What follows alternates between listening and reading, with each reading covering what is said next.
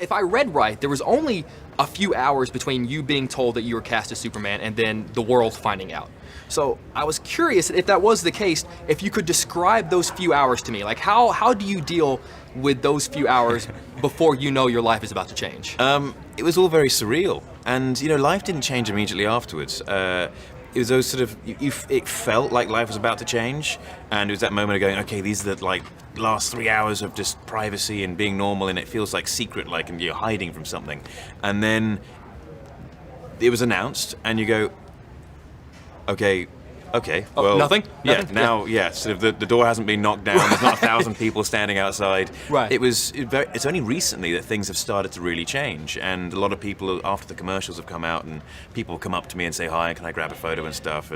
But then it did feel very special when I was given that news, but very surreal. It wasn't really believable. Right. I was going, okay.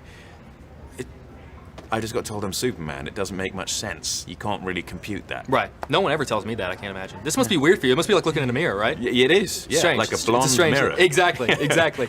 I feel like this is a nerdy question, but one of my favorite movie monologues of all time is the end of Kill Bill 2. Right. And Tarantino writes about the fact that Clark Kent is Superman's critique on the human race. It's a beautiful monologue. So I was wondering, since this is a new Clark Kent, something we've never seen before, what does your Clark Kent say about the human race? Oh, goodness. He says so much, but it's not like it's a deliberate thing. Clark is just being who he is. He's not trying to be something else. He's not being a parody of anything. Because Clark exists as he exists. He doesn't know why or what or who he is. And it's only when he starts to discover more and more and more, and he stretches himself beyond, and he becomes, this, what we know as Superman, then it's still, he's still Clark.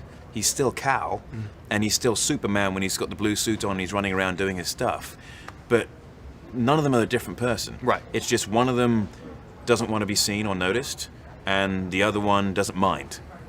Right. That makes sense? Absolutely, absolutely. Now, it's coming up on 10 years ago that you were actually, you had Superman 10 years ago. You were, right? The McG. Nothing's ever known. Right, Yeah, the McG right, thing. the McG version. So I was wondering, based off what you knew was going to be that film at the time, what was the biggest difference between the Superman you had in 2004 with McG and the Superman that you have now? I don't know how much I can talk about with that because it would tell storyline stuff, and that's another script which I probably can't talk about. The biggest difference, I'm going to say, easy answer here, my age. So he was a younger Superman at the time and maybe more susceptible? Same kind of Superman. It's just I've now got more experience, so I could play it very differently and view the character very differently. Right. There's been a lot of talk about, and I'm geeking out, a potential Justice League movie. Right. If DC, Warner Brothers came to you right now and said, Henry, we're going to do what you want to do, how do you want to map this out? What would be your ideal Justice League situation in terms of bringing in the other guys? If Warner Brothers were to come to me and say, okay, cool, we're planning this, and how would you want to do it? You'd have to introduce various characters, so it's not just like, bam, the world's full of godlike superheroes.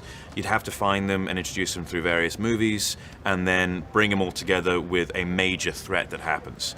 Whether that threat would be Doomsday or Brainiac or whatever, we don't know, but there'd have to be a lot more storyline to have the audience be okay with an introduction to, say, Brainiac or Doomsday. Absolutely. Mr. Cavill, this is a huge honor for me as a Superman fan. Could I potentially tell my future grandkids that I gave Superman a hug? Absolutely. This is about to happen. Hug it out, brother. And my life is complete. An honor, sir. Thank you very much.